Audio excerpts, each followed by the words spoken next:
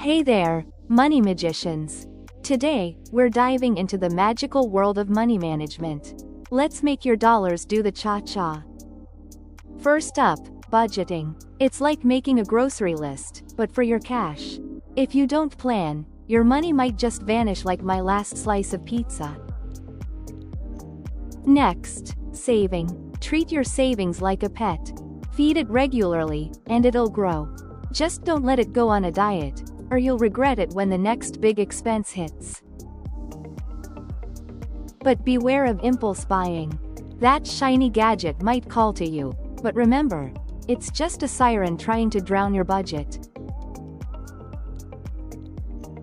So remember, folks, with a budget, some savings, and a keen eye, you can conquer your finances like a boss. Hit that subscribe button for more tips, and let's keep our wallets happy.